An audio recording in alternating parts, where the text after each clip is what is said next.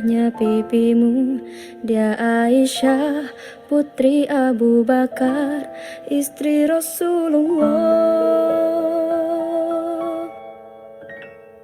Sungguh sweet Nabi mencintamu, hingga Nabi minum di bekas bibirmu. Bila marah, Nabi kan bermanja, mencubit hidungnya. Aisyah, romantisnya cintamu dengan Nabi. Dengan baginda kau pernah main lari-lari, selalu bersama, hingga ujung nyawa kau di samping Rasulullah. Aisyah, sungguh manis oh sirah kasih cintamu, bukan persis novel mula benci jadi rindu. Kau istri tercinta, ya Aisyah ya Humairah, Rasul sayang, Rasul cintamu. Oh, sungguh sweet Nabi mencintamu, hingga lelah Nabi baring di jilbabmu. Seketika kau pula bermanja, mengikat rambutnya. Aisyah, romantisnya cintamu dengan Nabi. Dengan baginda kau pernah main lari-lari, selalu bersama, hingga ujung nyawa kau di samping Rasulullah. Aisyah, sungguh manis oh sirah kasih cintamu, bukan persis novel mula benci jadi rindu. Kau istri tercinta, ya Aisyah ya Humairah.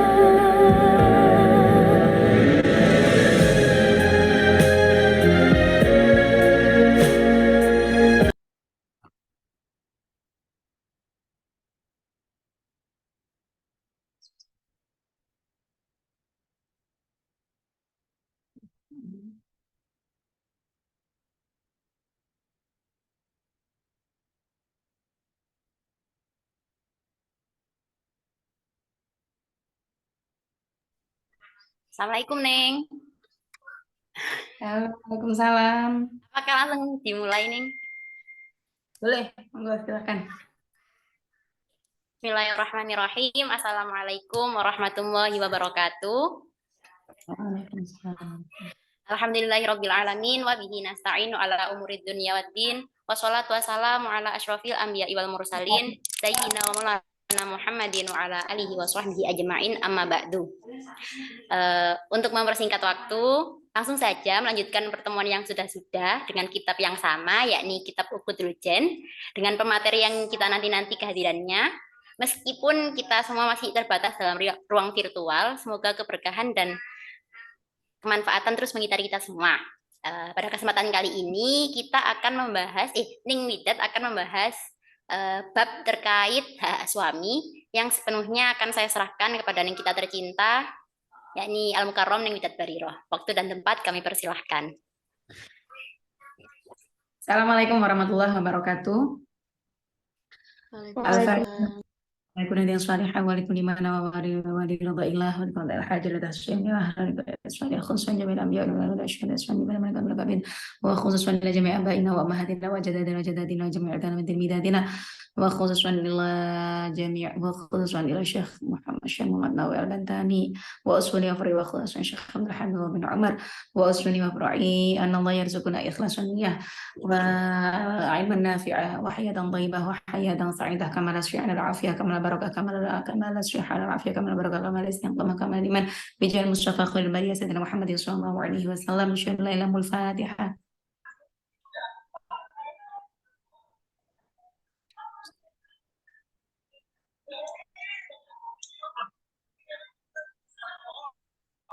Bismillahirrahmanirrahim. Terima kasih Haro sudah mengawali dengan baik sekali. Ini moderatornya bergantian ya perangkatan. Neng. Imas itu Neng, yang kerotnya. Baik teman-teman, sebelum kita masuk ke dalam bab hukukuz zauj, ini adalah materi ini bab terakhir maksudnya pembahasan terakhir sebelum kita menuju ke dalam bab yang berikutnya gitu ya.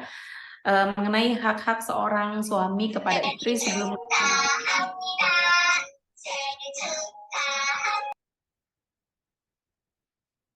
siapa yang ulang tahun? Ada yang ulang tahun? Almas, Neng. Oh, Almas. Oke. Almas, selamat ulang tahun. Selamat ulang tahun ya. Traktirannya nanti bisa dikirim menjadi GoFood masing-masing ke area sekitar ya. Di Jogja bisa dikirim, yang Surabaya bisa dikirim, Pasuruan juga bisa dikirim, Mas. Boleh lewat GoFood bisa. Matur nuwun, Neng. Oke. Nggih, ya sodako daf'ul balak katanya Mas. Jadi apalagi bulan puasa, kamu bersodako insya Allah cobaan dalam hidupmu hilang. Wah. Saya belum jadi rafathar Oke. nih. Baik, teman-teman, kita masuk ke dalam bab hukukuz zauj. Ini pembahasan yang terakhir sebelum kita menuju ke dalam bab tentang wanita-wanita yang dirindu surga dan dilaknat neraka. Jadi teman-teman, dalam urusan pernikahan itu harus dilandasi pada dua hal, harus sabar dan sadar. Jadi saya baru saja ini saya dapat chatting dari seorang teman gitu ya. Saya juga kurang paham gitu loh, sejak kapan saya itu menjadi kayak semacam konselor ahli, bukan ahli ya, konselor bimbingan pranikah gitu ya. Jadi kayak banyak gitu ya orang-orang yang bertanya bagaimana nih caranya kiat-kiatnya, bahkan yang kaget itu tiba-tiba ada seorang Gojek dari Malang, itu saya juga nggak tahu, tiba-tiba dia nyimpen nomor saya, tanya ke saya, Bu Ustazah, Bu Ustazah gimana caranya saya sabar menunggu jodoh, katanya gitu. Jadi tadi ada orang yang bertanya, ada orang yang bercerita tentang bagaimana, jadi dia dalam kondisi dia sedang pelik ya hubungan asmaranya dia, jadi dia sedang menjalin hubungan dengan seorang laki-laki yang dia sukai dan berkomitmen untuk akan segera menikah, tapi ternyata saat dia matur pada orang tuanya, ternyata orang tuanya punya pilihan yang pilihannya ini atas pilihan dari kiainya gitu ya, gurunya. Jadi gurunya memilihkan, orang tuanya menyetujui, belum sempat berkomunikasi kepada anaknya akan mengutarakan niatnya dengan si pasangan idamannya itu, ternyata sudah dipilihkan oleh orang tuanya dan kiainya begitu. Nah, tapi dalam kondisi si Mbak, karena memang si Mbak ini sudah dalam posisi akan mengkomunikasikan tindak lanjut hubungannya, otomatis dia juga masih belum srek untuk bisa meninggalkan secara langsung begitu. Akhirnya padahal sudah dihitbah, akhirnya dia masih dalam kondisi berkomunikasi dengan pasangan yang dia sukai ini, padahal dalam kondisi dia sudah dihitbah oleh orang lain dan direstui oleh orang tuanya, istikharahnya pun bagus. Nah, kondisi seperti ini sering sekali terjadi realitanya di kalangan-kalangan entah di pesantren atau juga di luar pesantren. Maka saran dari saya, teman-teman, karena kalau misalnya kita berbicara tentang syariat, tentu dosa. Hal yang semacam ini tentu dosa. Tapi kalau kita berbicara tentang hati, teman-teman, jadi ketika ya tentu syariat tidak bisa kita ubah karena hanya faktor hati dan emosional, ya tidak bisa. Maka yang paling bisa adalah kita bagaimana menyiasati hati ini, bagaimana berkomunikasi dengan baik begitu. Karena kalau misalnya kita sayang kepada seseorang, maka tentu kita akan sayang ketika orang yang kita sayangi ini jatuh sakit, kan begitu. Maka yang paling bisa dilakukan ketika hubungan seperti ini, hubungan di mana orang tua, guru sudah saling ridho, istikharahnya pun ridho, bagus, maka kita tidak bisa lagi menolak dengan takdir gitu ya. Jadi bagaimanapun, apalagi yang selalu saya soundingkan adalah suara orang tua itu adalah suara Allah. Kita tidak bisa membaca suara Allah kalau tidak melewati suara orang tua dan suara guru atau suara orang-orang baik di sekitar kita. Maka tentu pasti apalagi juga istikharah adalah suara dari Allah. Maka tentu takdirnya sudah yang benar itu ya mengikuti istikharah. Cuma ya kadang hati ya tidak bisa serta-merta langsung seperti itu. Maka yang perlu kita selalu ulang-ulang di dalam hati kita bahwa kita tidak ingin menyakiti orang yang kita sayangi, kita tidak ingin melihat orang yang kita sayangi ini sakit, dan semakin kita tidak melepaskan, maka tentu semakin sakit.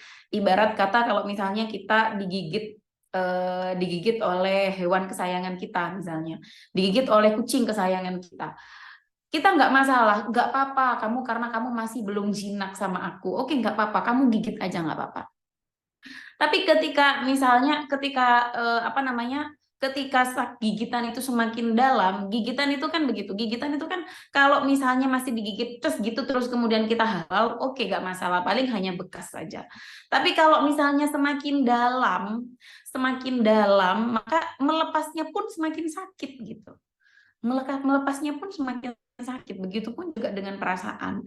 Kalau misalnya semakin terus kita komunikasi, padahal kita sudah tahu, kalau misalnya kita sudah punya takdir yang lainnya, sudah diberi jalan yang lainnya, kita terus kemudian tetap menggigit, tetap tetap tidak mau berusaha melepaskan gitu ya.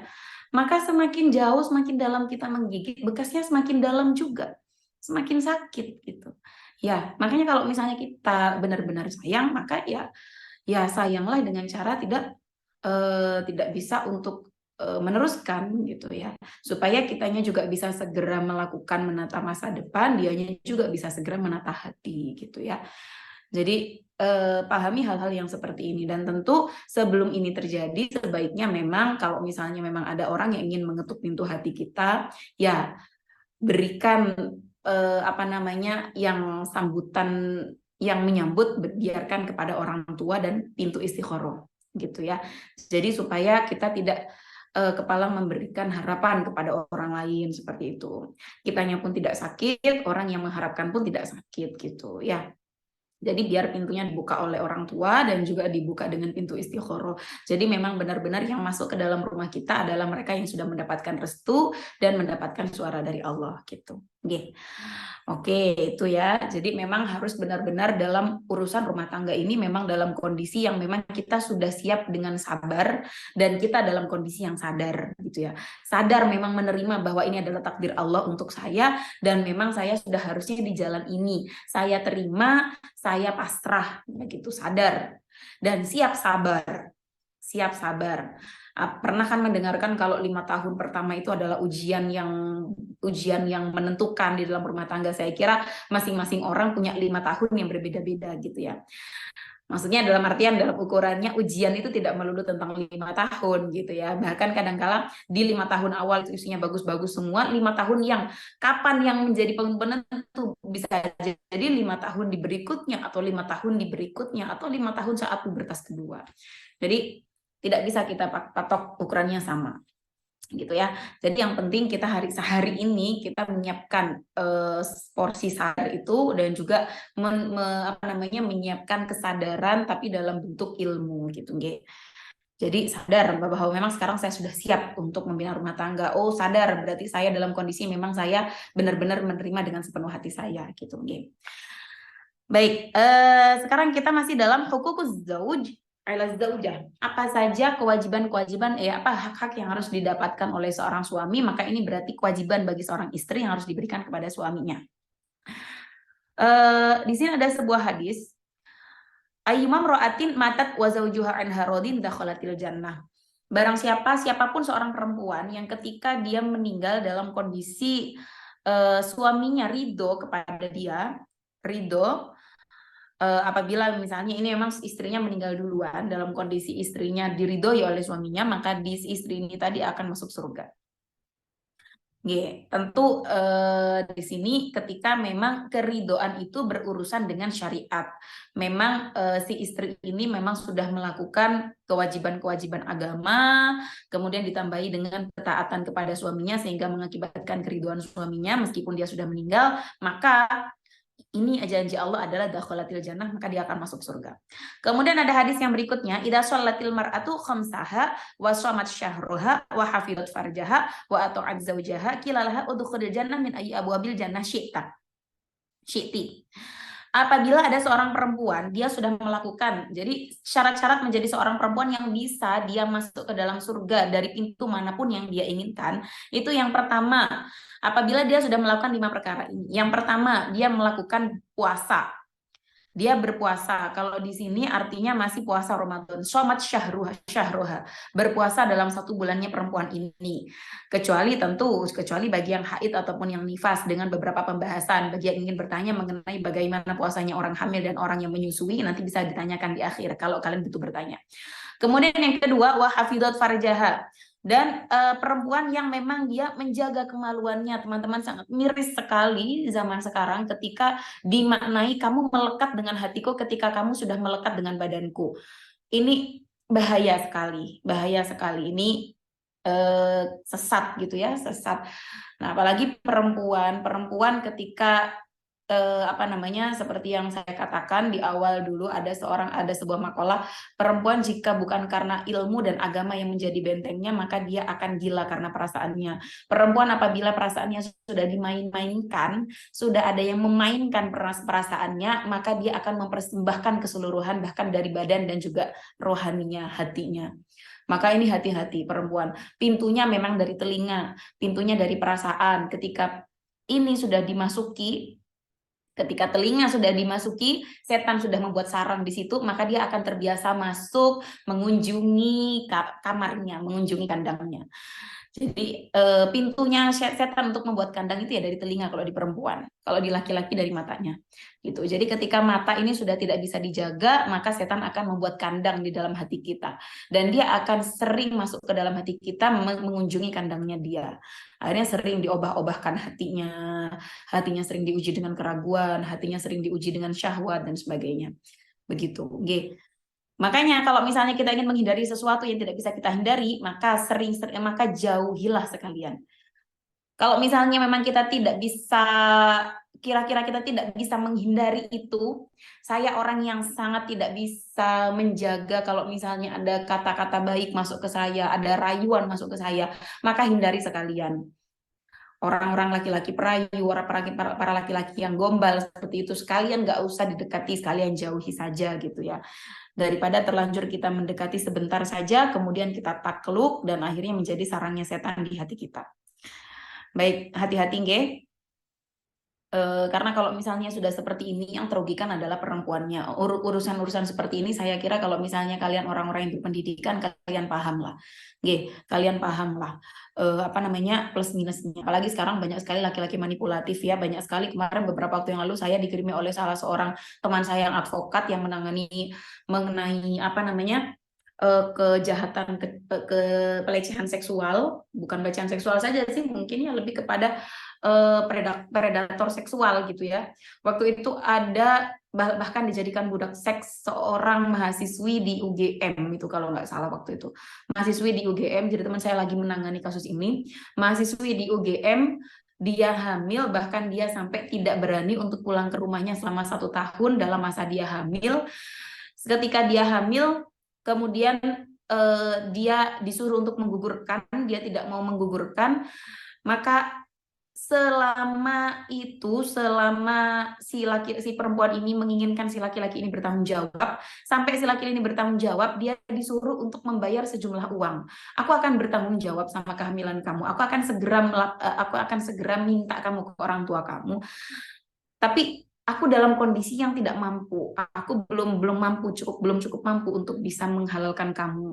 Sehingga akhirnya si perempuan ini termanipulasi dan dia mengirim uang setiap bulannya mencukupi si calon ini, mencukupi orang yang manipulatif ini. Dia sudah menanggung pahitnya kehamilan, terus juga dia harus menjadi budak seksi laki-laki ini, dan juga dia membayarkan uang juga kepada si laki-laki ini. Kena berapa kali kita gitu ya? Kena berapa kali kita? Atau juga kita cukuplah dengan kita hanya bermain, berhappy-happy, berbahagia dengan teman-teman kita yang sesama perempuan itu juga sudah cukup kok gitu ya, sudah cukup. Kenapa harus kita bermain api gitu ya? Kalau nggak mau terbakar ya jangan main api, nggak mau basah ya jangan main air gitu ya, gitu. Jadi teman-teman ini dihati-hati. Jadi ini masuk ke dalam kategori orang perempuan yang bisa masuk surga dari pintu manapun yang dia inginkan, pintu kemana saja ala Allah gitu ya. Jadi yang pertama puasa 1 bulan di bulan Ramadan. Yang kedua ini sekarang kita lakukan, semoga diterima semuanya puasa kita. Kemudian yang kedua perempuan yang menjaga kemaluannya, menjaga kehormatannya. Kemudian oh, nggih. Maaf. Bukan 5 perkara, nggih. Jadi idza shallatil mar'atu khamsaha gitu ya. Ketika seorang perempuan menjaga 5 waktu sholatnya gitu ya. Jadi yang pertama menjaga 5 waktu sholatnya, sholat maktubah. Yang kedua puasa Ramadannya. Kemudian yang ketiga menjaga kemaluannya. Yang keempat wa ata'at zaujaha, taat kepada suaminya.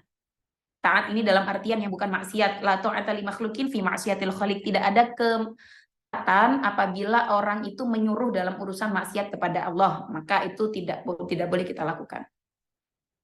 Beberapa waktu yang lalu saya juga sudah pernah mendengarkan ada seorang istri yang dipaksa oleh suaminya untuk menggunakan pakaian seksi dan tidak berkerudung saat bertemu dengan teman-temannya yang teman-temannya adalah kalangan orang-orang atas. Jadi ini tidak terdeteksi ketika ta'aruf karena dikira oleh istrinya ini si laki-laki karena memang masih keluarga dari sebuah pesantren, dikira mbak baik-baik saja, alim-alim saja, tapi ternyata punya circle.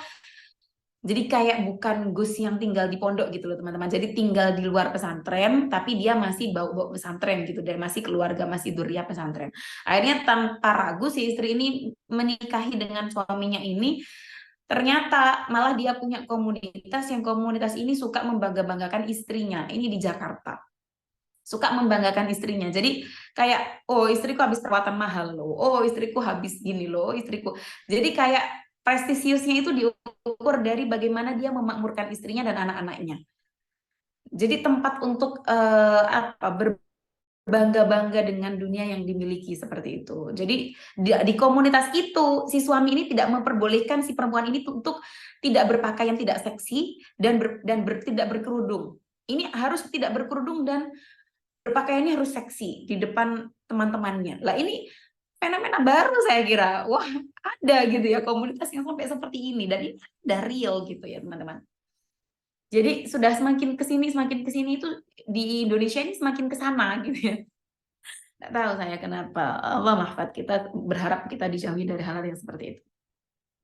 Nah, ketika seorang laki-laki sampai kemudian menyuruh dalam kemaksiatan seperti ini, bagi perempuan ini diuji bagaimana dia mempertahankan keimanannya gitu ya. Bagaimana dia mempertahankan keimanannya. Ketika dia bertahan dengan keimanannya sekalipun dengan balasan dia harus diceraikan, maka itu lebih baik darinya dibandingkan dia harus mengikuti dalam kemaksiatan.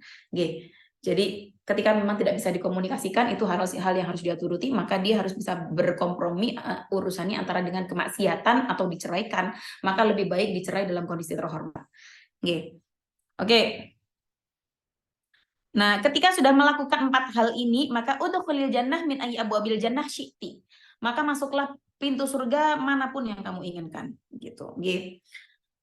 Baik, kemudian ada yang berikutnya seperti yang saya sampaikan kemarin mengenai seorang perempuan yang protes mengenai ketidakadilan antara apa yang didapatkan oleh laki-laki dengan perempuan, maka dijawab oleh Rasulullah, ablighi malaki minan nisa anna ta'ataz zauji wa i'tirafan bihaqqihi ya'dilu dzalika wa qalilum minkunna may yaf'aluhu. Kata Rasulullah apa? Ketika kamu protes dalam urusan tidak samanya antara yang dilakukan oleh suamimu dengan yang kamu terima, si laki-laki ini bisa berjihad, ketika dia berjihad meninggal dia mendapatkan surga. Tapi saya ada di rumah saja menerima kenelangsaan saya ditinggal oleh suami, saya harus merawat keluarga, saya harus merawat anak saya. Lalu apa yang harus saya dapatkan, yang akan saya dapatkan ketika saya tidak mendapatkan pahala jihad seperti suami saya? Maka katanya Rasulullah, sampaikan kepada perempuan yang kamu temui atau perempuan-perempuan yang sudah mengutus kamu untuk menanyakan ini kepada saya, bahwa ketaatan kepada perintah suami dan memahami hak-hak kalian dan melakukannya, hak-hak suami kamu pahami dan kamu melakukannya, memberikannya, maka ini pun setara dengan apa yang dilakukan oleh suamimu di luar sana. Jadi Seperti itu. Jadi kalau misalnya memang apa namanya, jadi jangan sampai terjebak dalam ta'aruf yang blind ya. Jadi dalam ta'aruf itu ada banyak blind spot gitu ya. Banyak titik-titik buta yang kadang tidak kita sadari gitu ya, tidak kita sadari. Bukan berarti kemudian ketika ta'aruf kita umek-umek, ublek-ublek semua hal, bahkan titik kelam seorang suami. Bisa dengan cara-cara yang baik-baik gitu ya. Bisa melewati temannya, melewati keluarganya dan sebagainya. Jadi blind spot ini tolong dicari gitu ya. Jangan sampai kemudian ketika kita menikah kita baru tahu zong lah, ternyata calon saya ini ternyata tidak memperbolehkan saya berkiprah di luar. Nah, ini kan ketika kita merasa terbatasi seperti ini dan kita dalam kondisi tidak rela, itu kan akan akan menyurutkan niat baik kita untuk berkhidmah di keluarga dengan rela dan dengan senang hati gitu ya. Akhirnya dengan terpaksa kita mau berkhidmah di keluarga, kita dengan terpaksa kita berkhidmah dalam rumah tangga seperti itu. Maka hal-hal seperti ini tolong harus diketahui gitu ya. Kalau kamu termasuk tipikal orang yang oke lah, aku juga nggak punya kerjaan, nggak masalah, aku ada di rumah, aku memang happy kok, aku juga suka sama anak kecil kok, aku di rumah aja nggak apa-apa ya, nggak masalah gitu. Oke. Tapi ketika misalnya memang toh kita diminta untuk melakukan ini, dia ada di rumah seperti itu, memang diminta ada di rumah karena memang misalnya suami ada hal-hal yang tidak bisa dikompromikan, maka melakukan ini pun itu termasuk hal yang setara dengan yang sudah diperjuangkan oleh suami di luar rumah. Baik, kemudian di berikutnya, bagi seorang laki-laki mendapatkan pahala sebagaimana pahala yang dia usahakan, perempuan pun juga sama. Antara laki-laki dan perempuan punya porsi untuk mendapatkan pahala di akhirat sama. Fatlur rijal 'ala nisa innama huwa fid dunya. Keutamaan atau keunggulan atau lebih menangnya, lebih punya hak, bukan lebih banyak hak, lebih afdol, lebih keutamanya laki-laki diutamakan dibandingkan perempuan itu dalam urusan duniawi saja. Dalam urusan ukhrawi, laki-laki dan perempuan punya porsi dan punya kesempatan potensi yang sama. Oke. Baik, kemudian ya ini ada sebenarnya satu paragraf, tapi saya itu kurang srek mau menerangkan. Karena agak sulit saya menerangkan, bukan karena saya tidak paham, tapi saya terlalu kontra gitu ya. Oke, enggak apa-apa, nanti bisa kita bahas di dalam pertanyaan. Khairu khisalin nisa, jadi ada syarru khisalir rijal, tapi khairu khisalin nisa. Ada beberapa sifat yang apabila ada di laki-laki ini kurang baik, tapi di perempuan ini baik. Gitu ya. Yang pertama adalah al-bukhlu. Bakhil. Pelit. Kalau di laki-laki ini tidak baik, tapi di perempuan ini baik. Karena di sini mindsetnya perempuan adalah penjaga harta, baik hartanya suami atau harta yang diusahakan bersama atau harta istri sekalipun. Jadi di sini bakhil bagi perempuan itu baik karena hafidat malaha wa mala zaujiha. Karena dia bisa berpotensi untuk bisa menjaga harta suaminya dan harta dirinya dengan baik ketika dia agak bakhil, agak pelit gitu ya. Mau buat apa? Yang minta uangnya dong buat apa? Mau buat apa? Tapi ya misalnya buat sodako, boleh buat sodako, jangan banyak-banyak sodako itu, nanti uang kita habis. Nah, misalnya bakhil dalam urusan seperti ini tentu tidak baik. Tapi ketika bakhil untuk hal-hal yang tidak dipergunakan sewajarnya, maka ini bagus ketika dimiliki. Dan ini memang biasanya tanpa dibicarakan seperti ini tuh pun memang yang lebih hati-hati dalam mengatur keuangan, lebih pelit lah. Ya coba dilihat aja lah bendahara BEM dan lain-lain. Biasanya perempuan kan gitu ya. Biasanya perempuan. Karena juga yang dicari yang paling lebih seret bisa mengatur keuangan gitu kan. Ngegem gitu lah bahasa Jawanya. Nah, kemudian juga ada perangai seorang laki-laki yang tidak baik dimiliki tapi baik di perempuan, yaitu az-zuhwu, ayil i'jabu bin nafsi. Maksudnya ini mengagumi dirinya sendiri.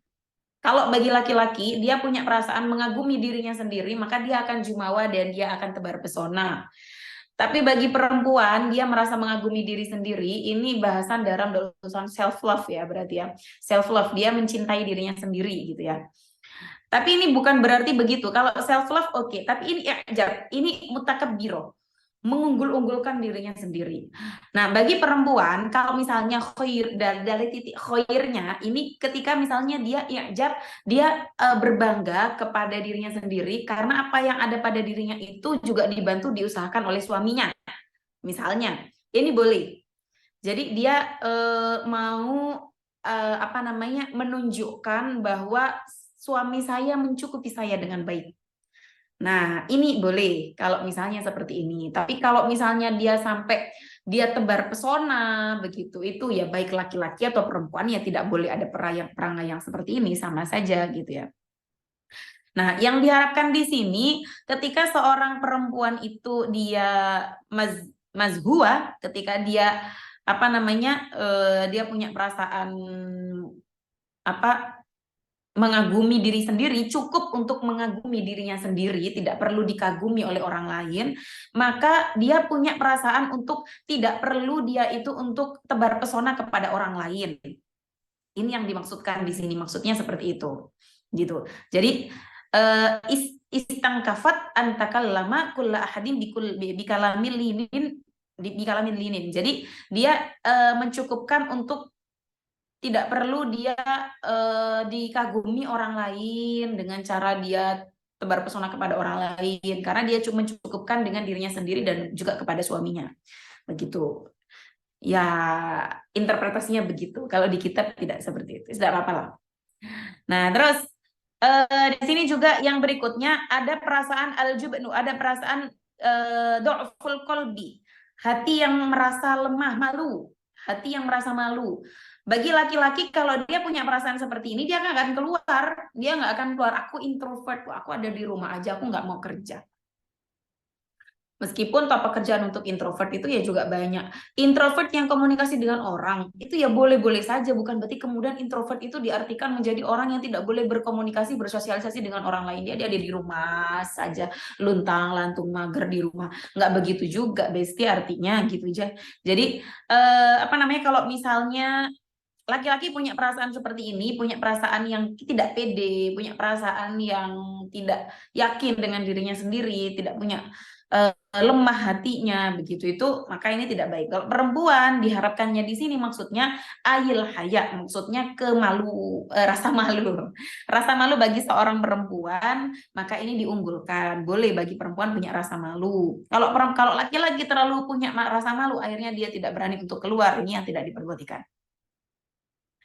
Nah, kemudian yang berikutnya membahas tentang apa? Yang berikutnya membahas tentang kewajiban bagi seorang perempuan yang harus dimiliki yang harus didapatkan oleh seorang laki-laki adalah perempuan harus dawamul haya min zaujiha, malu gitu ya, malu kucing ya, jadi yang malu hanya kucing. Enggak, maksudnya di sini malu untuk bersikap tidak sesuai dengan yang diinginkan oleh suaminya. Jadi kayak misalnya apa namanya, malu di depan suaminya ternyata dia menyanyi lagu rock misalnya ya, menyanyi lagu rock. Kalau suaminya sama-sama rockers ya enggak masalah gitu ya. Tapi kalau suaminya misalnya nggak suka suara-suara yang keras, terus kamu ketahuan apa namanya suka lagi nyanyi musik rock misalnya sampai jengkak-jengkak dilihat sama suaminya, malu gitu ya. Jadi ya tetaplah ada rasa malu meskipun ibaratnya sudah tidak ada apa yang tidak diketahui oleh suami saya, baik dalam urusan fisik, dalam urusan batin, tidak ada yang tidak diketahui oleh suami saya. Mau apa lagi saya harus malu misalnya. Tetap perasaan malu itu harus tetap dipupuk meskipun kepada suami sendiri. Katakan misalnya ya kalau misalnya suami malu-maluin ya istri ya jangan kemudian malu-maluin juga gitu ya. Si suami misalnya kelegean banter gitu misalnya, terus si istri ikut juga di depan suaminya juga begitu, ya enggak lah, ya yang malu lah, kita punya kehormatan sedikit-sedikit meskipun misalnya dibuat bahan bercandaan ya enggak apa-apa. Tapi kalau misalnya itu menjadi kayak malu-maluin di kita, ya malulah gitu ya. Kemudian waghaddu dawamul haya min zaujiha wa ghaddu tarfiha. Nah, itulah. Kemudian juga menyambut suami, kedatangan suami, suami menyambut istri, istri menyambut suami ketika dia datang gitu ya. Disambut dengan apa? Disambut dengan ucapan yang baik, disambut dengan apa namanya? Disambut dengan idharul hub, dengan menampakkan rasa cinta ketika berdekatan gitu ya. Bukan berarti kemudian kan kita sudah sering berdekatan, ngapain kita harus apa namanya sok-sokan bucin-bucinan. Ya tetap ya, merawat cinta di dalam rumah tangga itu sangat penting sekali dan harus dipelajari skill-skillnya seperti apa. Bagaimana caranya merawat cinta, bagaimana caranya merawat kebahagiaan, gitu tuh itu tuh harus dipelajari bagaimana. Ya, jangan menunggu seperti yang pernah saya sampaikan pernah saya itu bikin status itu ya. Jadi ketika saya saling LDRan dengan Gus itu saya nggak pernah menunggu kemudian Gus itu kangen-kangenan dengan saya. Ya saya ungkapkan saja rasa kangen saya kepada dia. Gitu. Kenapa harus menunggu sesuatu yang tidak pasti ya, menunggu sesuatu yang tidak peka itu ya kayak kita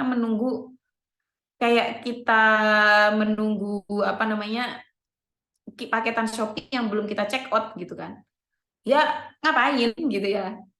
Lali dorong di check out terus kita menunggu gitu ya, menunggu paketanku kayaknya mau datang. Lah menunggu apa gitu ya? Menunggu apa? Sama itu juga begitu. Kita menunggu orang yang tidak punya kepekaan untuk itu. Kalaupun dia punya perasaan rindu, tapi dia tidak biasa mengungkapkan karena juga tidak diajari oleh orang tuanya, tidak diajari oleh gurunya. Maka kita mau menunggu apa gitu? Orang yang tidak merasa mau kita tunggu apanya gitu. Ya sudah, kita duluan saja. Kita mau disikapi seperti apa ya ajari dia untuk bersikap seperti itu gitu. Game. Jadi siapa yang sempat dia yang melakukan. Kemudian seperti ini juga teman-teman. Ada fenomena seorang laki-laki yang seringkali menyalahkan istrinya. Istrinya nggak becus ngurusi rumah lah, istrinya nggak becus ngurusi anak lah. Padahal pengasuhan, urusan rumah, bahkan urusan sandang, pangan, dan papan seperti yang saya sampaikan di awal, itu semuanya itu sebenarnya urusan suami. Membersihkan rumah, menyiapkan pembantu untuk beres-beres rumah, itu tugasnya suami gitu. Lah sekarang kalau kamu menyalahkan istrimu atas perilaku yang tidak becus itu, berarti yang tidak becus mendidik istri itu siapa? Kan gitu. Hal-hal seperti ini jangan diutarakan di umum karena justru membuka aib kamu sebagai kepala keluarga yang tidak bisa membina istri dan anaknya dan rumah tangganya dengan baik. Gitu. Jadi kalau kamu ingin rumah kamu bersih, ajari istrimu bebersih. Meskipun itu bukan tanggung jawab istri, itu adalah tugas-tugas kamu yang kamu limpahkan kepada istri dan istrimu tidak memungut sepeser pun loh dari kamu.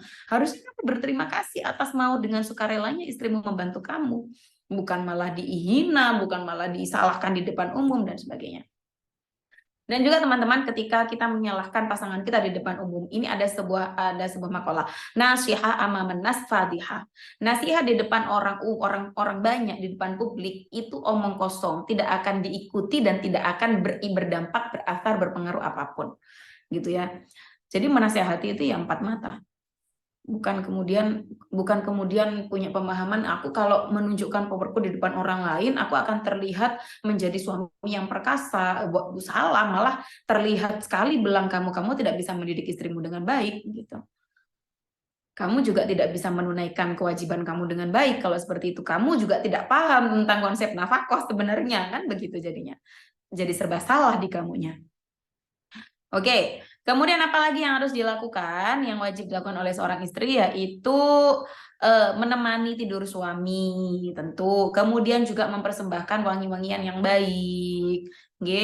Ini juga saya kira bukan urusan kebutuhan suami, tapi juga kebutuhan diri kita gitu ya. Kita juga butuh ini gitu, membersihkan badan kita dengan baik, wangi-wangian untuk diri kita. Ini juga bukan kebutuhan suami saja, kita juga butuh gitu. Kok poin plusnya kemudian berpahala karena membahagiakan suami? Ya alhamdulillah gitu ya. Kebutuhan kita kok jadi kebahagiaan orang lain? Ya itu alhamdulillah gitu. Jadi bonus bagi kita gitu. Termasuk menjaga kewangian bagi mulutnya dan lain-lain. Dan juga membiasakan untuk berias ketika adanya si suami. Nah, ini juga kebutuhan kita, termasuk seperti kebutuhan kita untuk menjaga body kita gitu, menjaga postur kita. Ini juga kebutuhan kita karena untuk kepingin sehat gitu, bukan hanya untuk memuaskan orang lain. Kok misalnya ternyata apa yang kita inginkan kepada diri kita ini juga diinginkan oleh orang lain, kemudian berpahala apalagi, ya alhamdulillah gitu ya. Jadi berperilakulah, menjagalah diri kalian dengan penuh sadar bahwa itu kebutuhan. Kok kemudian itu menjadi kebutuhan dari orang lain, menjadi keinginan dari orang lain, dan menjadi pahala untuk orang lain, maka ya untuk diri kita, maka alhamdulillah gitu. Oke, kemudian di sini ada lagi, ternyata panjang teman-teman.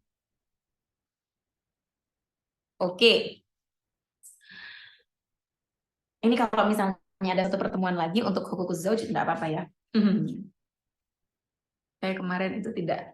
Nanti ya, tolong kalian urek-urek lagi, dilihat lagi sih terusnya. Saya kalau menjelaskan itu memang begini detail. Saya aja ngaji sama pengurus itu sampai sekarang masih bab ini. Padahal tiap minggu saya ngaji. Karena memang ada diskusinya, ada dialognya gitu ya, yang seru-seru gitu ya. Jadi saya lebih titik tekannya kepada pemahaman gitu dibandingkan dengan ngejar hataman. Oke. Kemudian di sini ada cerita, ada seorang ada seorang ulama namanya Asmu'i. Beliau ketika suatu waktu beliau ke sebuah tempat itu beliau melihat ada seorang perempuan, yang perempuan ini pakai baju warna merah. Kemudian juga dia pakai riasan, kemudian juga di tangannya itu ada henaknya. Tapi ketika dia memperhatikan tangannya, di tangannya itu juga ternyata ada tasbihnya. Di tangannya itu terpegang tasbih. Dia riasan, dia pakai baju bagus, tapi juga dia pegang tasbih. Kemudian ketika dia ditanya dengan kondisi dia seperti itu, kok kamu melakukan seperti ini, kenapa? Kemudian dia berkata dalam bentuk syair, walillahi minni janibul la udayyahu walillahwi minni wal batalati janibu. Apa yang dia katakan bagus sekali, dia mengatakannya. Untuk Allah aku punya waktu yang tidak akan aku sia-siakan, tapi untuk bermain-main serta bersenang-senang dengan diriku dan juga suamiku, aku juga punya waktu. Jadi dia juga berias untuk kesukaan suaminya, untuk kesukaan dirinya sendiri, tapi dia juga tidak melupakan zikirnya kepada Allah. Jadi bukan berarti kemudian cinta kita kepada makhluk Allah mengalahkan rasa cinta kita kepada Allah. Jadi tetap teman-teman, tetap dalam kondisi kita bahkan kemarin itu dicontohkan oleh Bu Nyai Hana yang viral itu ya, ketika beliau sambil deres, beliau menyiapkan buka sambil mengadon makanan, mengadon kue dan sebagainya. Jadi tidak kemudian kamu lebih cinta aku atau cinta Allah, tidak ada pilihan seperti itu. Jadi aku sambil mencintaimu pun aku juga bisa mencintai Allah. Di dalam cintaku kepadamu juga aku ada Allah di situ. Apalagi ketika kita memasak karena mencintai makhluk Allah ini, suami kita misalnya, tapi memasaknya juga membaca bismillah dan membaca zikir sambil masak, maka kita tidak menghilangkan porsi siapapun, baik porsi Allah maupun porsi suami kita. Gitu ya. Begitu.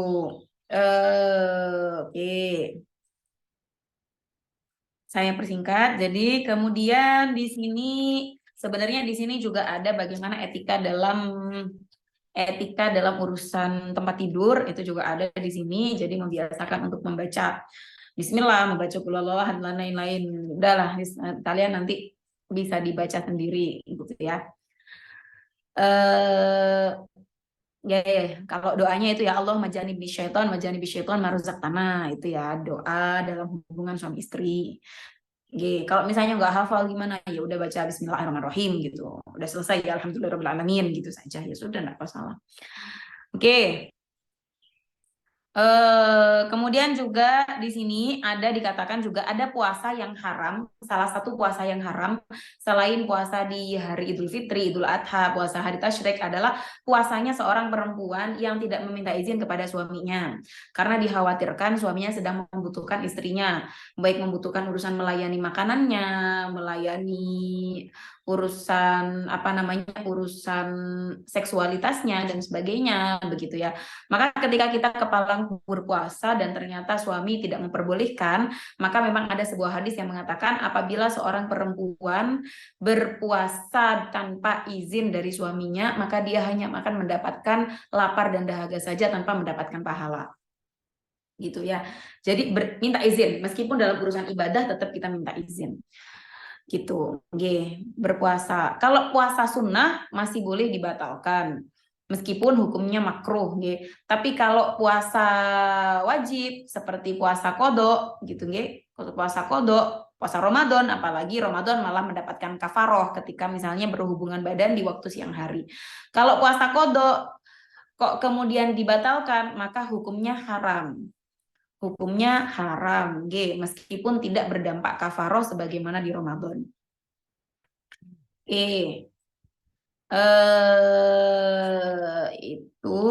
Itu saja mungkin.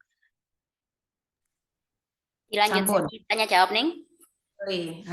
Besok kita sudah akan masuk dalam bab tentang wanita yang dirindu surga dan dibenci oleh neraka, dan diharapkan oleh neraka. Tapi nanti di sini akan saya selipkan tentang cerita yang sebenarnya cerita ini ada di bab hukukuz zauj gitu, tapi masih relate dengan bab yang berikutnya. Oke, monggo. Sampun, silakan bertanya. Silakan kepada teman-teman semua yang ingin menyampaikan kegelisahannya, dibuka 3 pertanyaan dulu, mungkin bisa raise hand atau mungkin langsung menyalakan mikrofonnya.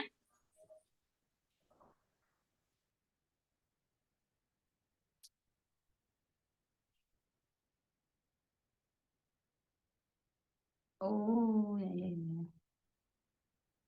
Ada yang bertanya?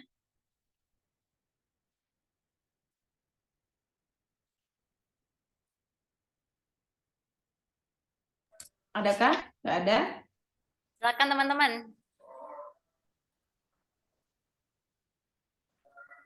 Mungkin saya aja nih, tapi lebih ke sharing mawon nih. Sebenarnya saya malu mau nanya. Tapi Niki, jadi Silakan Bel. jadi setelah ikut beberapa pengajian sama Widat ini, berarti kan mungkin bisa saya simpulkan bahwasannya ini soal ini nih, masih soal kesetaraan lagi nih, ngapunten. Kesetaraan dalam Islam itu antara laki-laki dan perempuan tuh pada akhirnya tuh punya kayak koridornya sendiri gitu loh nih, kayak misalkan laki-laki dapat pahala jihad karena dia kayak yang cerita-cerita sebelumnya, terus perempuan bisa dengan di rumah aja bisa iktikaf, bisa dihitung iktikaf juga sama pahalanya dan lain-lain. Mungkin kesetaraannya di situ ya nih. Tapi yang saya alami di sini nih, banyak teman-teman saya yang suka suka usil gitu loh nih, suka cari ribut sama saya ceritanya. Jadi kayak suka nanya-nanya pendapat gitu loh nih. Nah, mereka itu kalau ada di sini salah satu organisasi itu di sini yang saya nggak bisa sebut juga, itu pokoknya tentang mereka tuh feminis banget dan sangat memperjuangkan kesetaraan. Tapi itu maksudnya kesetaraan yang benar-benar kayak for sure gitu loh, kayak hakiki. Kalau laki-laki bisa kayak gini, perempuan juga bisa kalau misalnya kita mau kayak gitu loh nih. Nah, mereka tuh selalu kayak pengen setara banget gitu loh nih. Kan setara tuh nggak harus sama gitu kan, tapi mereka tuh selalu menuntut itu, terus selalu mancing-mancing saya gitu. Nah, ada juga mereka pernah mempertanyakan saya, jadi mereka tuh sebelum masuk ke organisasi ini, mereka tuh dikasih pembekalan dulu gitu nih. Nah, pembekalan itu membahas tentang ya kesetaraan gitu nih. Mereka tuh sampai membahas bahwasannya kenapa di Islam itu nabi itu cuma laki-laki doang kayak gitu-gitu nih. Nah, itu mereka tuh nanya-nanya gitu ke saya. Aduh. Nah, dengan saya tuh udah capek gitu loh nih, dan selain capek juga karena ilmu saya yang minim gitu nih, yang sangat dangkal ini, akhirnya saya tuh menjawabnya dengan kayak gini nih. Kenapa kita nggak kayak menerima aja gitu loh ketentuan-ketentuan itu, bukan kita sebagai perempuan gitu nih, tapi kita sebagai hamba Allah aja gitu. Kayak misalnya ketika kita masuk ke dalam suatu negara kan kita harus ikut sama kayak peraturan atau rules atau undang-undang di negara tersebut gitu loh nih, kayak gitu. Terus akhirnya mereka kayak jawab lagi, tapi kan sebagai muslim kita harus juga berpikir, nggak boleh terlalu dan lain-lain. Nah, saya tuh jadi kayak ngerasa kok jadi ngerasa jiwa Virgo perfeksionis dan kompetitif saya ini jadi kayak ngerasa kalah gitu loh, Neng. Terus kayak, aduh kok kalah sih aku kayak gitu. Jadi saya tuh ingin sharing aja kan, Neng, kira-kira apa sih jawaban yang tepat gitu loh, Neng. Karena kalau saya diem aja nih, Neng, mereka tuh mancing-mancing gitu, suka nanya, menurut lu gimana, Bel? Menurut lu gimana? Kayak gitu, Neng. Jadi kayak saya ngerasa kalah aja gitu, pancing-pancing kayak gitu. Mungkin itu, Neng. Makasih. Ya. Oke. Meskipun saya harus mengatakan ada seorang ulama namanya Malik bin Dinar itu bilang, kullu jalisin la tastafidu fihi khairan fajtanibhu. Semua teman nongkrong yang tidak ada faedahnya, tidak berimpact pada kebaikan, fajtanibhu, jauhi, blokir. Jadi kalau misalnya kok sampai mancing-mancing, bahkan sampai mempengaruhi keimanan kita, sampai kita sudah mulai agak tergiring, oh iya ya, ada benernya juga. Karena gini ya, kalau misalnya pure feminisme, memang kalau misalnya saya dibilang saya memang punya punya guru mengenai feminisme Islam, oke lah, iya setuju. Karena kalau misalnya feminisme itu tidak digiring oleh orang-orang yang Islam, feminisme Islam, maka dia akan kena feminisme liberal seperti yang kamu utarakan itu. Nah, maka memang feminisme Islam ala-ala kita yang masih tetap memahami fitrah, yang tetap memahami tentang setara secara keislaman, itu perlu dirasuki kepada orang-orang seperti ini. Tapi yang perlu dipahami, orang-orang seperti ini adalah orang-orang yang memang butuh pencerahan, mereka bertanya dengan benar dan butuh jawaban, atau mereka hanya menguji kita saja.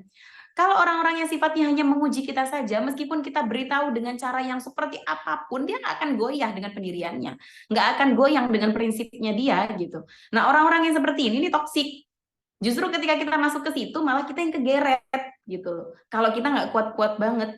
Nah, makanya dalam urusan-urusan yang seperti ini kita harus pahami, termasuk seperti ada orang yang bertanya mengenai urusan perbedaan Tuhan dan sebagainya. Sekarang dia bertanya untuk ingin mendapatkan hidayah, atau dia bertanya untuk mempermainkan agama kita. Kalau dia bertanya hanya sekedar untuk mengece-ngece dengan agama kita, maka nggak usah dijawab, itu lebih baik. Tapi kalau memang dia bertanya dalam konteks dia memang ingin mencari hidayah, maka kita jawab dengan benar, sama halnya seperti tadi, gitu ya. Jadi menurut saya tipikal-tipikal orang-orang yang seperti ini, karena gini, kalau feminisme yang liberal itu malah nantinya akan melegalkan dalam urusan-urusan seperti ngapunten, seperti urusan LGBTQ, karena dia urusan kesetaraan dengan gender. Gender itu luas loh. Gender itu kalau kamu tidak berkata tentang fitrah Islam, tidak ngomong tentang fitrah Islam, maka gender itu luas. Makanya feminisme Islam itu urusannya untuk memberikan koridor gitu, untuk memberikan rem, memberikan lin gitu ya, memberikan garis, memberikan jalan marka seperti itu. Gimana kamu harus kemana kayak gitu. Ada batasan-batasan seperti yang kamu katakan tadi, ta'abbud. Mbok sekali-kali wis melu wae gak usah takon gitu lah. Ketika kamu diberitahukan hal-hal yang seperti itu, kamu beritahu kepada dia hal-hal yang seperti itu mengenai ta'abbud dan dia tidak menerima, ya cukupkan saja, berarti dia memang tidak bisa masuk dalam konsep feminisme Islam gitu ya. Dia feminismenya lebih liberal gitu. Lah, sekarang kalau misalnya dia sudah terlanjur masuk dengan feminisme liberal, ini yang perlu dihati-hati. Gender ini akan semakin meluas, tidak hanya urusannya laki-laki dengan perempuan. Maka dia akan sampai ke dalam urusan orientasi seksual seseorang, sampai ke dalam urusan LGBT dan sebagainya. Dan ini bahaya. Beberapa waktu yang lalu saya sampai punya teman saya mulai terjerumus ke feminisme liberal. Awalnya dia feminisme Islam, yang gurunya Ustadzah Bunyain Rofiko, kemudian ada Kiai Husain Muhammad. Nah, kalau masih di batasan tataran beliau-beliau saja, oke lah, ada pegangannya. Beliau juga ahli tafsir, beliau mufassir, nggak masalah. Tapi akhirnya kemudian bertemannya dengan orang-orang yang seperti ini. Akhirnya kemarin itu ada Gus Amar Al-Fikar itu yang membuat queer menafsir itu. Lah, ya opo ngono lho. Lah saiki sampai queer merasa bahwa mereka pun juga punya kesempatan untuk mentafsirkan diri mereka sesuai dengan keinginan mereka. Lah sekarang kita terus mau gender yang mana yang mau kita pihak gitu ya. Kita mau berpihak kemana? Jadi hati-hati nggih dengan kondisi-kondisi yang seperti ini. Memang terkesan seperti mereka itu seperti seperti menjunjung harkat martabat seorang perempuan. Tapi itu pun justru meruntuhkan dinding-dinding keikhlasan seorang perempuan. Nggih. Jadi seringkali orang-orang yang speak up seperti ini itu akhirnya meruntuhkan keikhlasan perempuan. Perempuan yang kepengen ikhlas, aku ikhlas loh. Aku dalam kondisi seperti ini, aku sudah merasa cukup setara. Allah memberikan aku cara yang lain untuk setara. Rasulullah memberikan hadis yang lain supaya aku bisa setara dalam pahala. Aku sudah cukup puas dengan ini. Nah, ketika kamu terjangkit dengan penyakit-penyakit yang lain yang ingin lebih setara lagi, ingin lebih dianggap sempurna lagi. Padahal kan ketika di patriarki saja, jangankan dianggap sempurna, kita dimanusiakan saja itu loh kadang tidak ada. Gitu loh. Jadi cukup dengan bersyukur dengan kita dimanusiakan, kita disamaratakan, itu saja sudah cukup. Toh juga kita punya kesetaraan dalam urusan pahala dengan cara yang lainnya, begitu. Nah, kalau misalnya enggak, kita akan terus mengorek-korek seperti tadi itu, akhirnya nyampe kemana-mana, bablas nanti kita akhirnya, gitu ya. Jadi saya kira tadi itu sudah hadisnya, kullu jalisin la tastafidu fihi khairan fajtanibuhu sudah. Saya kemarin itu juga ditanya sama orang, Neng, saya pengen memblokir seseorang. Apakah karena dia toksik? Apakah saya termasuk orang yang memutus silaturahim? Enggak, boleh, bagus, silahkan. Bahkan wajib untuk dijauhi. Karena yang toksik-toksik seperti ini akan mempengaruhi keikhlasan dan kebaikan yang kita inginkan. Begitu. Ya, paham ya, Bel? Iya, Neng. Cuman yang disayangkan itu ya itu, Neng. Maksudnya di situ mungkin banyak orang lain yang memang pengen tahu gitu loh, Neng. Pendapat saya gitu loh, Neng. Jadi mereka kadang nanya juga, tadi gimana sih, Bel? Kayak maksudnya tuh kayak gitu, Neng. Jadi saya tuh kayak, makanya saya kayak ngerasa kalah gitu loh, Neng. Karena, aduh, kenapa sih gitu? Kenapa sih kok aku nggak bisa gitu ngasih jawaban yang tepat banget, yang bikin kayak shut up gitu, everyone gitu. Kayak nggak bisa. Ya, Saya tuh ya, bingung ya. juga makanya, Neng, kayak gimana. Ya, Yang jadi masih make sense dan kayak gitu. ya tetap saja kamu komunikasikan, kamu jawab dengan yang paling kamu bisa. Ya orang toh tidak semua pemahamannya sama gitu ya. Ada yang mungkin apa namanya menganggap yang mereka katakan terlalu jauh, bukan seperti yang kamu bayangkan. Orang lain menganggap itu lebih menang atau aku merasa aku lebih kalah misalnya. Kalahmu dalam urusan berdebat dengan sesuatu yang benar, ya itu justru menang kamu gitu. Jadi ya orang pun dengan hati yang memang sudah sama satu frekuensi dengan kamu ya juga sudah bisa menangkap, oh itu terlalu jauh, oh itu terlalu sesat, oh ini yang lebih benar, meskipun dalam urusan opini mungkin kamu tidak benar. Toh tidak semuanya itu bisa dijawab dengan opini gitu, tidak semua punya alasan. Untuk kita beribadah pun tidak semua butuh alasan, kan seperti itu. Jadi ya sudah, berhenti saja. Kalau misalnya sudah mulai menggiring kepada yang enggak ya sudah, jauhin aja gitu. Nah, kalau untuk teman-teman yang masih ingin menangkap ilmu dari kamu, pengen masih tanya dengan kamu, ya silahkan kamu teruskan saja. Ya ladeni yang butuh dengan kamu, yang tidak butuh dengan kamu ya nggak usah kamu ladeni. Gitu. Karena semakin kamu jauh, kamu akan semakin jauh juga gitu dari agama gitu. Semakin kamu mencoba itu mencari kebenaran yang itu tidak ada kebenaran gitu ya, kamu akan semakin jauh dari agama. Oke. Oke. Iya nih, matur nuwun. Oke, sami-sami. Mungkin ada yang lain yang mau tanya.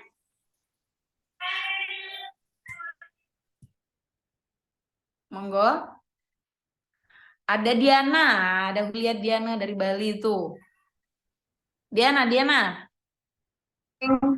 Nggih, Neng. Gimana Diana? Bali Sambil aman jaga ya? toko. Aman, jaga toko, Neng. Zakat malmu pikiran ya. Nggih. Nggih. Ayo, Diana mau bertanya nggak? Belum ada, Neng. Belum ada pertanyaan. Belum ada pertanyaan atau belum ada yang masuk ke kamu? Sudah masuk. Saya hadir terus dari awal. Bukan, maksudnya belum masuk ke hati kamu.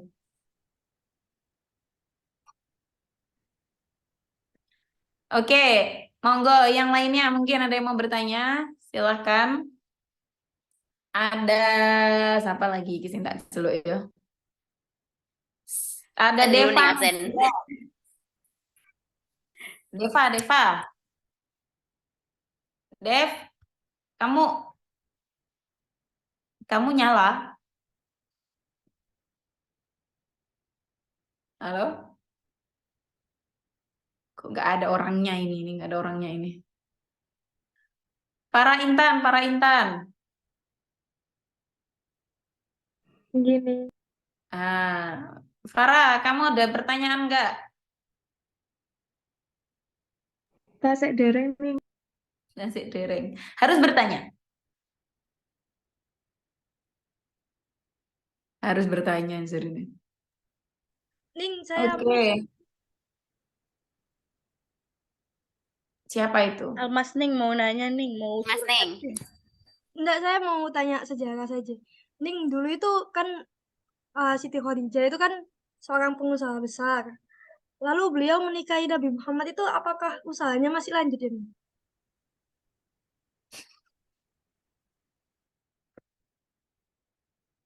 Kita tanya ya. Kita tanya langsung ya. Nama Sayyidah Khadijah. Almas curhat. Kamu disuruh nggak boleh usaha lagi gitu sama calonmu, Mas. Iya, maksudnya disuruh berdiam diri gitu di rumah nih. Padahal kan Oh, harga mungkin mahal pikir ya. aja di rumah. Hmm. Sayyidah Khadijah, Sayyidah Khadijah bahkan spill katanya, Mas. Kamu sama siapa, Mas, sekarang, Mas? Enggak ada nih Put, masih. Enggak ada. jawab. Ya, Jangan kamu sama alumni Baihi ya? enggak Enggak, nih, enggak ada. Nanti sama si Rojul lagi. sama si Rojul ya. Enggak nih. Yang Kan si memperhatikan. Rojul udah tambah alim. Kamu nggak boleh keluar rumah sama si Rojul ya.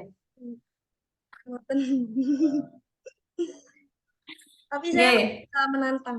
Gini, jadi Sayyidah Khadijah setelah menikah dengan Rasulullah, tetap usahanya tetap jalan, bahkan semakin makmur bersama dengan Rasulullah.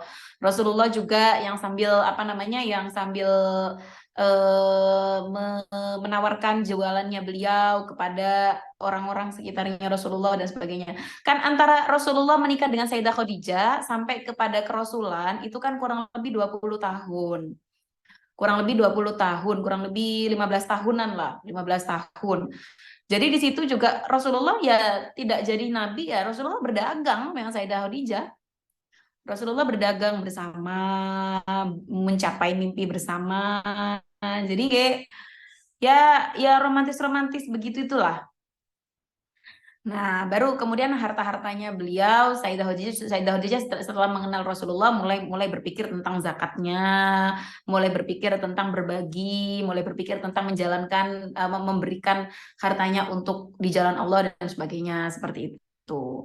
Jadi bukan berarti kemudian habis itu hartanya memang karena tidak berusaha lagi, tidak membuka usaha lagi, tidak, beliau tetap usahanya tetap jalan dengan kesederhanaan yang beliau miliki karena memang murni apa yang beliau dapatkan itu untuk di jalan Allah seperti itu.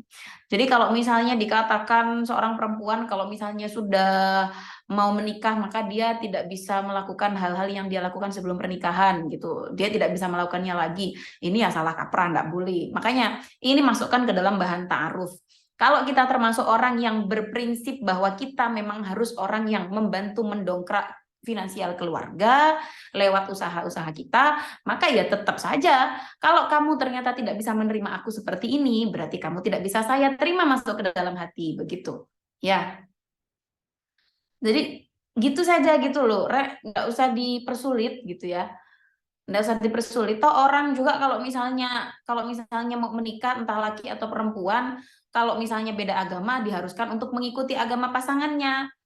Kan begitu. Apalagi ini dalam urusannya prinsip-prinsip yang dibawa oleh udah terlanjur suka sama Almas gimana Neng? Ya salahmu suka sama aku. Kalau kamu suka sama aku ya ikutin aku dong gitu.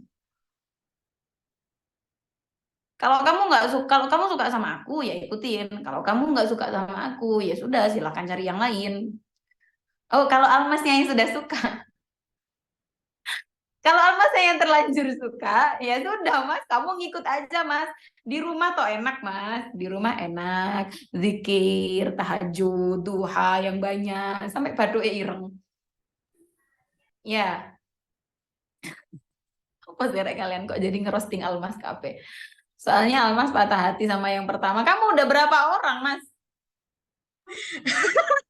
Mboten ning, mboten.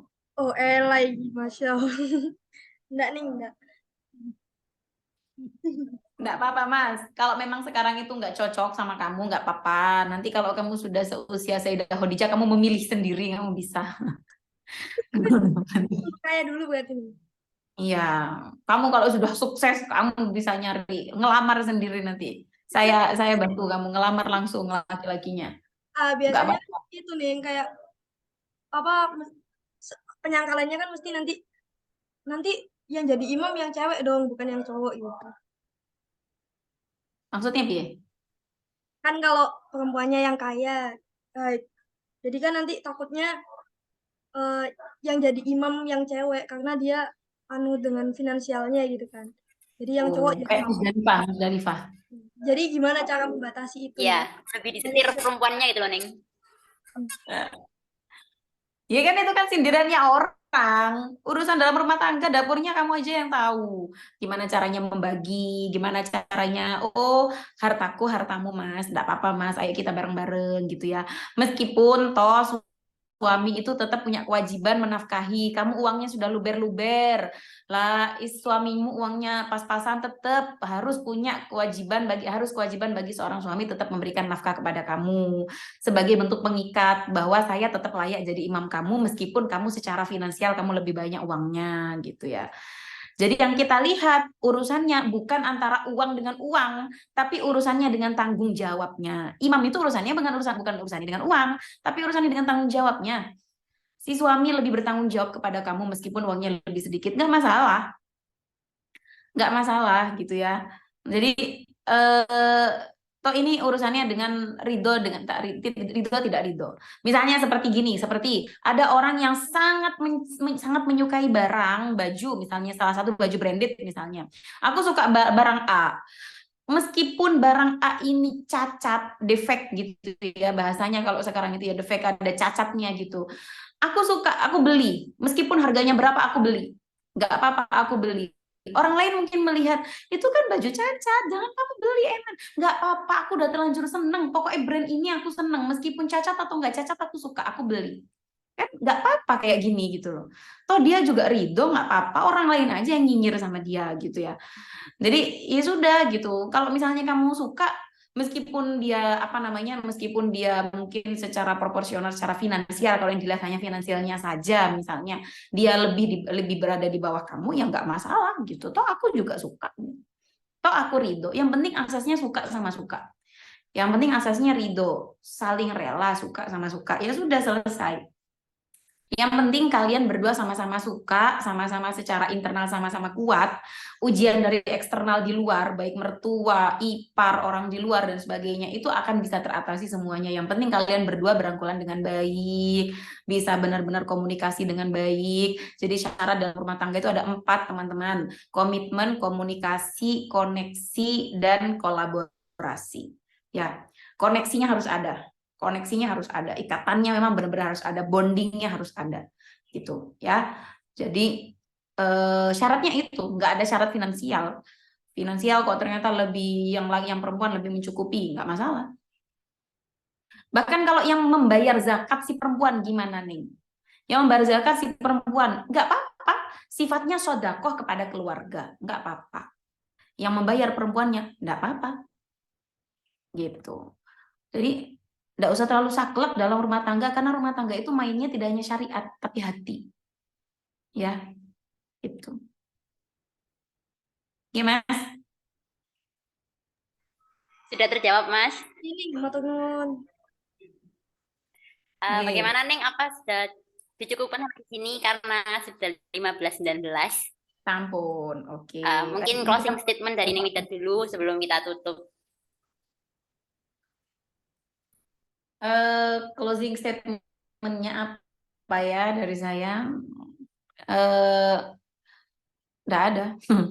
Saya nggak bisa bikin closing statement karena sudah habis di awal tadi, sudah habis di awal.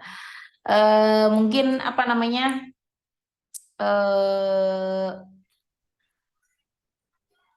Belajar menata hati ya. Belajar menata hati, belajar karena bagaimanapun yang kita ajak ngomong, yang kita ajak kolaborasi, yang kita ajak berkomunikasi adalah manusia yang juga punya hati. Jadi harus berhati-hati, tata ucapan supaya apa yang kita keluarkan semuanya masuk ke dalam hati ya. Jadi belajar bagaimana menata kepekaan hati, nggih. Gitu. Nggih, nggih pun. Sebenarnya saya kira syariat itu semuanya juga bermuara pada